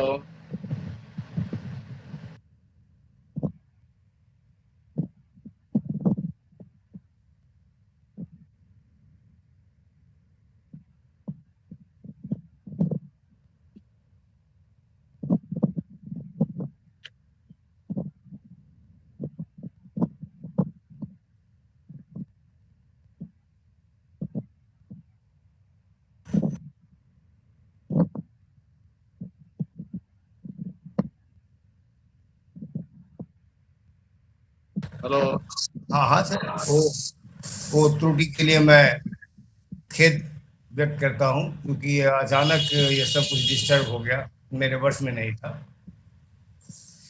तो मैं कह रहा था कि हिंदी के दो स्वरूप को मैं देख रहा हूँ। अभी आप सर वीडियो जो है उसको ऑन कीजिए। आ रहे हैं ठीक। हाँ, वीडियो आ रहा है जी। तो एक तो हम लोग कह सकते हैं शुरू से ही भारतवर्ष में एक हिंदी भाषा है, और जैसा कि अभी जयप्रकाश जी ने कहा, तो उनकी बात में हिंदी का जो एक उनकी उसकी जो असली सूरत है वो बहुत कुछ सामने आती है। लगभग हिंदी की 50 बोलियां हैं। जिन 50 बोलियों के समूह को लेकर हिंदी निर्मित होती है, जिनमें बुंदेलखंडी है, गढ़वाली है, कुमायूनी है, छत्तीसगढ़ी है, मेरठ के आसपास की बोली है, दिल्ली के आसपास की है, या उत्तर प्रदेश का है, ये कुल मिलाकर भोजपुरी है, मगही है। ये सारी भाषाएं हिंदी की अपनी भाषा, ब्रज भाषा है, अवधी है, राजस्थानी है। और ऐसा इसलिए है कि जब आप हिंदी भाषा की बात करते हैं तो कहीं ना कहीं भाषा से जो विकसित साहित्य है उसकी भी बात करते हैं। और अगर एक ढंग से हम लोग देखें तो बड़ा पुराना इतिहास है, बहुत सारी भाषाएं इसमें है। तो हम इन भाषाओं को समझने वाले को भी सम्मिलित करने के बाद हिंदी के विकास की बात करते हैं। एक मूल बात उन्होंने कही, और जो हमारे ख्याल में बाद में अमेरिका से मनोज साहब ने उस बात की तस्दीक भी की कि स्वयं हिंदुस्तान में ही जो हमारी प्रारंभिक शिक्षा का माध्यम है, वो प्रारंभिक शिक्षा का माध्यम हिंदी नहीं हो पा रहा है, अंग्रेजी हो पा रहा है। तो ऐसी स्थिति में हम लोग दो स्थितियों में आते हैं। हिंदी जो विदेश में है, जहाँ सांस्कृतिक कार्यक्रमों के तहत विदेश से लोग हमारे यहाँ आते हैं, हमारे यहाँ से लोग विदेश जाते हैं। हमारे इन प्रसार के कार्यक्रमों में विदेशी विश्वविद्यालयों में हमारी भाषा पढ़ाई जाती है, उनकी भाषा हमारे विश्वविद्यालय में पढ़ाई जाती है। यह एक प्रकार से सांस्कृतिक आदान प्रदान के माध्यम से हम कह सकते हैं विभिन्न सरकारों के प्रयास और उन प्रयासों के नतीजा के रूप में विश्व में है। एक दूसरी भाषा है जो भारतवर्ष में, एशिया में हम कह सकते हैं एक बड़े बाजार के रूप में अगर हम देखें तो हिंदी स्थापित होती है। क्योंकि हिंदी भाषी लोग चाहे जिस कारण से भी हो, अगर हम इस बड़े क्षेत्र को देखें तो विदेश में काम करने वाले लोग हिंदी भाषी बड़ी तादाद में हैं। ये बड़े पदों पर भी है, छोटे पदों पर भी हैं। और जैसा अभी कुछ दिन पहले एक छोटा सा पोस्ट मैंने देखा था कि बहुत पहले बंगाल में जो बिहार के लोग जाते थे काम करने, तो बंगालियों ने उन काम करने वालों की वजह से हिंदी सीखनी शुरू की, जिससे कि वे काम करने वालों से बातचीत स्थापित कर सके। आपने ये भी देखा होगा कि अंग्रेज जो आए, या हमारे यहाँ डच कॉलोनियाँ थी, पोर्तुगीज कॉलोनियाँ थी, बाद में अंग्रेजी कॉलोनियाँ थी, और इन लोगों ने भी हिंदी पर ज्यादा बल दिया था, हिंदी को विकसित करने का ज्यादा प्रयास किया था।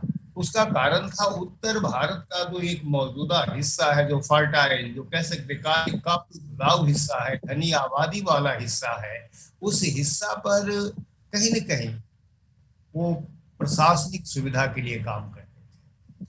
तो एक जो हिंदी सरकारी स्तर पर पल रही है, दूसरी जो हिंदी है जनता के कारण पल रही है, जनता के व्यवसाय के कारण, उद्यमिता जिसे आप कह सकते हैं, उनके दूर दूर तक आने जाने के कारण, रोजगार की तलाश में दूसरी संस्कृतियों से उनके मिलन के कारण, और तीसरी एक स्थिति हिंदी की आती है जो हम लोग देखते हैं कि भारतवर्ष में जब मुगल आए तो वह दिल्ली की आसपास की भाषा को लेकर सुदूर दक्षिण तक चले गए। आप मोजा खोल के फ्रीली बैठिए ना, यहाँ आराम से बैठिए ना, वहाँ पर बैठना संभव ठीक नहीं होगा।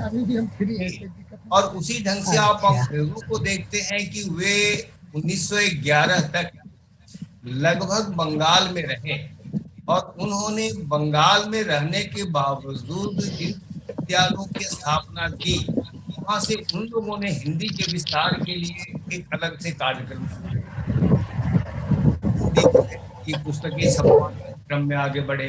हिंदी माध्यम से वह चाह रहे थे कि कम से कम हिंदुस्तान के हार्टलैंड से, यानी हृदय से जुड़ने की कोशिश करें। तो इस ढंग से ये जो 3 स्थितियां बनती हैं, इन 3 स्थितियों में 2 स्थितियां के माध्यम से हिंदी का विकास और सरकार का सहयोग, इन दोनों स्तर पर हिंदी पूरे विश्व में काफी तेजी से बढ़ रही है। पिछले कई वर्षों में, जैसा कि आपको 10 वर्ष कुछ ज्यादा नहीं है, 2 घंटा चल के भी तो आए हैं, बचाने का तो जगह चाहिए ना। आप 12 विश्वविद्यालयों में उर्मिला जी आप अपना माइक म्यूट कीजिए। उर्मिला जी, डॉक्टर उर्मिला साव, आपकी आवाज से हम लोग को डिस्टर्ब हो रहा है। हाँ जी, हम लोग को डिस्टर्ब हो रहा है, आप अपना माइक म्यूट कीजिए। खुला है जी, हेलो जी। तो मैं कह रहा था कि हुआ कि नहीं हुआ, अभी हो गया। हाँ, तो मुन्ना जी, तो ये 3 स्थितियां मैंने बताई, हिंदी की 3 स्थितियां, तो सरकारी स्तर पर और जन हाँ, धीरे धीरे सहयोग के इसको पानी को पीजिए, विकास, फिर बात करते हैं उस टॉपिक पर। अपनी संस्कृति को लेकर, अपनी आध्यात्मिक चेतना को लेकर, कितना देर लगा आपको आने में वहाँ से? गीत को लेकर आप डिस्टर्ब कर रहे हैं। 1 घंटा कला और फिल्म के रास्ता देखे हैं तो 1 घंटा लगा, हम तो देखे नहीं, हम तो जाएंगे तो 2 घंटा लग जाएगा। ज्यादा भाई आपके बोलने से डिस्टर्बेंस हो रहा है, आप अपना माइक म्यूट कीजिए। वैश्विक हिंदी को मुन्नालाल जी आप बंद कीजिए सबको और अनम्यूट कीजिए इसको, पूरी रंजन जी को भी तो ऐसे ही आएगी।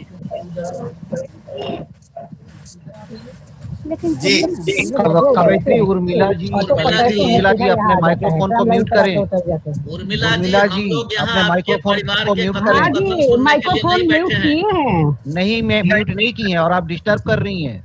आपके परिवार के कथोपकथन सुनने के लिए हम यहाँ नहीं बैठे हैं। उर्मिला जी, उसको म्यूट कीजिए। अच्छा, कोई बात नहीं रहा, म्यूट कर देते। जी सर, हाँ कंटिन्यू करें सर।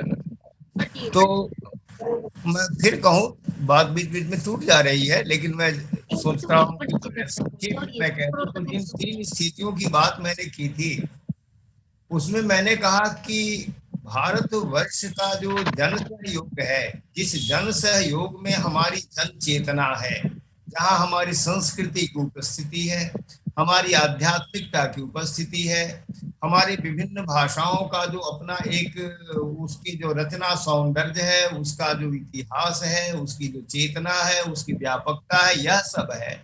और दूसरी तरफ सरकार या आजादी के समय में भी आप देखते हैं कि हिंदी पूरे हिंदुस्तान के स्तर पर लोगों को एक करने की एक संपर्क भाषा के रूप में आती है, जिसके माध्यम से हम भारत में स्वाधीनता की चेतना पैदा करते हैं। आप बहुत पहले भक्ति काल में भी चले जाएंगे तो हिंदी की जो प्रमुख बोली है, दो ब्रजभाषा और अवधी जो है, इसके माध्यम से आप देखते हैं कि भक्ति की चेतना पूरे उत्तर भारत में, हिंदी का जो हार्टलैंड कहलाता है, सुदूर कई 100 किलोमीटर की और लगभग 100 किलोमीटर चौड़ी और 1200-1300 किलोमीटर से ज्यादा की जो लंबाई है, मील की ज्यादा लंबी जो पट्टी है, इसमें भक्ति चेतना फैलती है।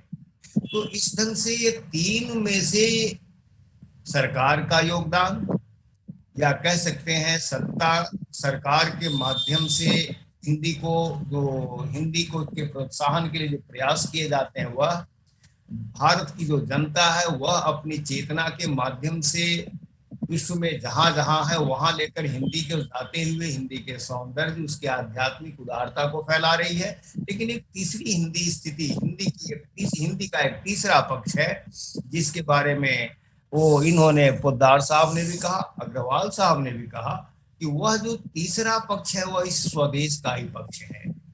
इस स्वदेश में हम देखते हैं, पता नहीं क्यों, हिंदी भाषा हमारी प्राथमिक शिक्षा का एक महत्वपूर्ण माध्यम नहीं रह गया है। लेकिन मैं इसलिए कह रहा हूं कि इधर कुछ दिनों से ऐसा लग रहा है कि सरकार के माध्यम से या नई शिक्षा नीति के माध्यम से भारत की जो प्रादेशिक भाषाएं हैं, उन प्रादेशिक भाषाओं को प्रोत्साहित करने के लिए यह जो नई शिक्षा नीति आई है, इस नई शिक्षा नीति ने बड़ा ही सहयोगी काम किया है। जैसे हमारे किसी वक्ता ने कहा, मैं भूल रहा हूं कि जयप्रकाश जी ने कहा या किन्होंने कहा, कि हमारे यहाँ उच्च शिक्षा का माध्यम, तकनीकी माध्यम हिंदी नहीं है। लेकिन अभी जो नई शिक्षा नीति आई है वह भारत की 11 भाषाओं को तकनीकी शिक्षा देने के लिए मंजूरी दी है, जिसमें हिंदी के साथ साथ बंगला है, तमिल है, तेलुगु है, मराठी है, गुजराती है, और मैं समझता हूँ बंगाली का नाम मैंने लिया ही है। ये सारी भाषाएं हैं। 11 भाषाओं में एक हिंदी भी है जिनको लिया है। इसलिए इन 11 में से अधिकांश लोगों ने, 4-5 राज्यों ने हिंदी को चुना है और शेष राज्यों ने बंगाली को चुना, तमिल को चुना, मलयाली को चुना, कन्नड़ को चुना, तेलुगु को चुना, ऐसे चुना है। तो यह पहली बार हुआ है कि हमारी जो तकनीकी शिक्षा है, AICTE ने इसको मान्यता दी है कि बच्चे चाहे तो हिंदी माध्यम से वह तकनीकी शिक्षा प्राप्त कर सकते हैं। या वर्तमान सरकार की जो नई शिक्षा नीति आई है, उनका मानना है कि अंग्रेजी न जानने की वजह से जो बच्चे हमारी उच्च शिक्षा, उच्च तकनीकी ज्ञान से वंचित रह जाते हैं, हम उन्हें वंचित नहीं रहने देंगे। तो मुझे लगता है कि सभी वक्ता के माध्यम से जो बात सामने आई है, उसमें यह जो तीसरा आयाम है, स्वदेशी आयाम, मैं उम्मीद करता हूं कि आने वाले दिनों में यह छोटी सी पहल, सरकार की नई शिक्षा नीति की जो पहल है, कहीं न कहीं एक बड़ी क्रांतिकारी परिवर्तन की जमीन सरकार की पहल यह करेगी। और हिंदी शायद वैश्विक स्तर पर अभी जितनी दूर तक है और जिस रूप में है, उससे ज्यादा मजबूत होकर उभरेगी। क्योंकि इस हिंदी में जो शामिल होंगे वे वही लोग नहीं होंगे जो अंग्रेजी माध्यम से संपन्न है, बल्कि वे लोग भी होंगे जो हिंदी माध्यम से काफी संपन्न है। अब भी माना जाता है कि विज्ञापन, हिंदी, भारतवर्ष में विज्ञापन की भाषा में अगर हिंदी को खत्म कर दिया जाए तो विज्ञापन का आधा से ज्यादा बाजार खत्म हो जाता है। तो बाजार की सबसे मजबूत भाषा है। और जैसा कि आपको हमारे मनोज जी ने कहा कि यह जो गूगल है, गूगल की हिंदी में अगर कोई खराबी है, उसका कारण यह है कि गूगल के माध्यम से हमारे हिंदी भाषी लोग या भारतवासी लोग हिंदी का प्रयोग कम करते हैं। तो यदि हम हिंदी का प्रयोग ज्यादा करें, हमारी अभिव्यक्ति ज्यादा हो, तो गूगल हमारी हिंदी, हमारा व्याकरण, हमारी शब्दावली, हमारे भाव और हमारी भाषा के सामंजस्य को समझे, और शायद गूगल का अनुवाद इतना बेतरतीब नहीं हो और बेहतर हो। तो हमने 3 ढंग से बातें की। सरकारी स्तर पर हिंदी जो वैश्विक स्तर पर है, विश्व के बहुत सारे विश्वविद्यालयों में है सांस्कृतिक आदान प्रदान में। दूसरा, जनता के विश्वास और जनता की चेतना के माध्यम से। तीसरा, भारत की स्वाधीनता की राजनीतिक चेतना के रूप में हिंदी की उपस्थिति इसके वैश्विक महत्व को बढ़ा देता है। और चौथी बात जो अंतिम मैंने कही कि भारतवर्ष में यद्यपि अंग्रेजी माध्यम के स्कूलों को बढ़ावा दिया जाता रहा है, लेकिन पिछले वर्ष जो नई शिक्षा नीति आई है, जिसका अभी मैंने एक समाचार देखा था, उन्होंने भारत की 11 भाषाओं को तकनीकी शिक्षा के लिए स्वीकृत किया है, जिसमें एक हिंदी भी है। तो अब 11 भाषाओं के बीच हिंदी है, तो बहुत सारे हिंदी प्रेमी को लगेगा कि यह कौन से महत्व की बात है, लेकिन मुझे लगता है कि यह बड़ा महत्वपूर्ण है यह कदम। जब हम अंग्रेजी हमारे विकास में कोई व्यवधान बनती थी, अब नहीं, यह विश्वास किया जा सकता है। और इस ढंग से मैं कह सकता हूं कि वैश्विक स्तर पर सरकार का यह फैसला है वह बहुत बड़े परिवर्तन के लिए जमीन खड़ा करेगी, और हिंदी वैसे भी स्वयं अपने बल पर जहां जहां गई अपने धर्म, अपनी आध्यात्मिकता, अपने विश्वास, अपनी रागात्मक चेतना के माध्यम से विजय पाती चली गई है। यह हिंदी की आत्मशक्ति है। और हिंदी के भीतर जो भारतीय आत्मा की अभिव्यक्ति है वह है। हम यह नहीं कह सकते कि हिंदी ही भारतीय आत्मा की अभिव्यक्ति करती है, क्योंकि अब तब हम कहेंगे कि भाई पंडित ईश्वर चंद्र विद्यासागर, राम मोहन राय, रविन्द्रनाथ टैगोर जैसे बहुत सारे विद्वान बंगला में हुए, बहुत सारे विद्वान तमिल में हुए, बहुत सारे विद्वान कन्नड़ में हुए, जो हिंदुस्तान की संस्कृति को लेकर वैश्विक पटल पर गए, तो उनकी भाषा में, उनकी चेतना में भी उनकी आत्मा रही है। लेकिन हिंदी भारतीय आत्मा का वहन करने वाली एक ऐसी भाषा है जिसके माध्यम से साधारण और असाधारण भारतीय मानव की चेतना चारों तरफ विस्तृत होती है। और तकनीकी स्तर पर सरकार का जो यह फैसला है, वह फैसला शायद सामान्य वर्ग के लोगों की वैश्विक उपस्थिति ही नहीं, भारत की सामान्य भाषा की भी वैश्विक उपस्थिति के लिए एक बहुत बड़ा कारण बनेगी, और यह हिंदी भाषा के लिए वरदान सिद्ध होगा, ऐसा मेरा विश्वास है। धन्यवाद सर। हिंदी अपनी ताकत पर निरंतर बढ़ती रही है, बढ़ती रहेगी और बढ़ रही है। बहुत सुंदर तो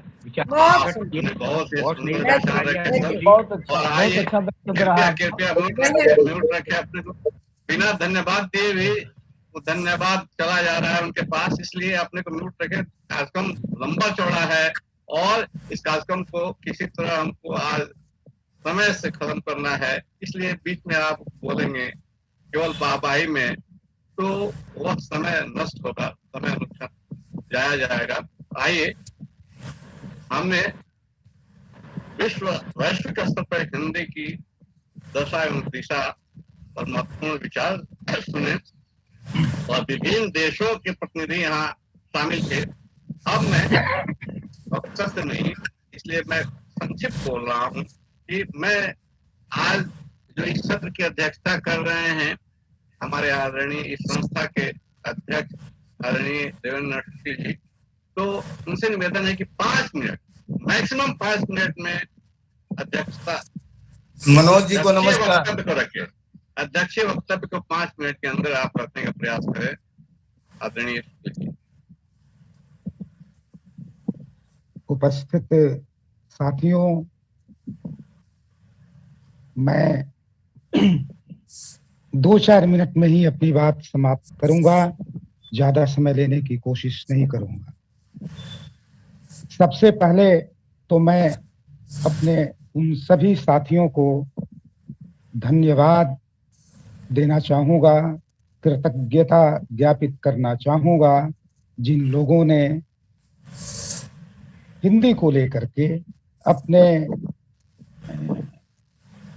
संस्थानों से, जहां वह रह करके काम कर रहे हैं, इस स्थिति को हमारे सामने रखा। और वहां पर देखने से ऐसा लगता है कि एक चित्र उभर कर हमारे सामने खड़ा हो गया। चाहे वह अशोक कुमार जी हों। यह भी एक संयोग ही है कि हिंदी का पहला अक्षर अ है और अशोक जी ने आज शुरू किया। अशोक जी ने अपने देश की स्थिति को, अपने देश मतलब जहां वह रहते और वहां क्या स्थिति है खाड़ी के देशों में, उनका उन्होंने वर्णन किया। मैं जिस चीज को कहना चाहूंगा आप लोगों से आज कि हिंदी की को एक उत्सव के रूप में मनाने का कार्य जो किया जा रहा है, यह एक नई सी पहल है जहां तक नाम का सवाल उठता है। अब उत्सव हम क्यों मना रहे हैं भाई? तो उत्सव की बात तो है, अंग्रेजी स्कूल में पढ़ने वाले बच्चे हों या हिंदी स्कूलों में पढ़ने वाले बच्चे हों, इनकी हिंदी को अगर आप देखें तो जो भी वहां जा रहे हैं पढ़ाने वाले लोग, वे इस ढंग से पढ़ाते हैं कि हिंदी के शब्दों का उच्चारण इस बारीकी से करते हैं कि हिंदी विद्यालय के विद्यार्थी उस ढंग से नहीं कर पाते। यह भी एक समझने वाली, जानने वाली बात है। और इसके तहत मुझे जो लगता है कि हिंदी का फैलाव, हिंदी का विस्तार आज के समय में सबसे ज्यादा है। किसी क्षेत्र में चले जाइए, मैं तो बंगाल में हूं और बंगाल की हालत कलकत्ता से लेकर के सिलीगुड़ी तक मैं जो देख रहा हूं, 1958 से लेकर आज तक की बात मेरे दिमाग में है। पहले अगर आप बंगला नहीं बोलेंगे तो आपका चलना मुश्किल, और आज कहीं भी चले जाएं और हिंदी में बोल करके आपका कार्य संपन्न हो ही जाएगा, होगा ही। मैं कलकत्ता विश्वविद्यालय में गया था और लोढ़ा जी थे, मुझे समझ में नहीं आ रहा था कि मैं कैसे ही अपनी बात को वहां रखूं, कोई समझने वाला नहीं था। तो हिंदी विभाग में जाकर के मैंने जानने की कोशिश की कि आप मुझे सहायता कुछ कीजिए जिससे कि मैं अपनी बात को वहां रख सकूं। लेकिन आज तो स्थिति नहीं है। आज तो आप हिंदी में भी जाकर के कहते हैं तो वो लोग समझ जाते हैं। तो हिंदी का विकास हो रहा है, संख्यात्मक रूप में भी और गुणात्मक रूप में भी। हिंदी की कितनी पत्रिकाएं पहले निकलती थी, आज कितनी पत्रिकाएं निकल रही हैं। इसको जब आप देखते हैं और आकलन करते हैं तो लगता है कि हमने क्या किया है, क्या नहीं किया है। सांस्कृतिक रूप से हिंदी जोड़ती है, यह कोई नई बात नहीं है। सांस्कृतिक रूप से जोड़ने का जो हमारा चलन है, प्रचलन है, वह बहुत पहले से ही है, जो संतों के द्वारा दिखलाई पड़ता है। वो उत्तर भारत से दक्षिण भारत, दक्षिण भारत से उत्तर भारत में आने जाने का जो सिलसिला रहा, उस सिलसिले ने हमारे प्रगति को, हमारी संस्कृति को किस ढंग से प्रभावित किया, इसे संतों से बढ़कर के कौन जान सकता है। मैं कुछ भी कहना अब नहीं चाहता, इसलिए नहीं चाहता क्योंकि सारे प्रसंगों को हमारे ये जो 6 व्यक्ति रहे हैं, इन लोगों ने अपने अपने ढंग से इसके विभिन्न आयामों को सामने रखा और उससे हम सभी लाभान्वित हुए हैं। हम सभी उससे अपने को ज्यादा सशक्त रूप में पाते हैं कि हमारा कुछ न कुछ बढ़ा है, चाहे जिस रूप में हो। इन विद्वानों ने, इन लोगों ने जो अपने विचार रखे, तो आप आकलन करके देखिएगा कि आप जो पहले थे और अभी हैं उसमें कहीं न कहीं कुछ न कुछ वृद्धि हुई है।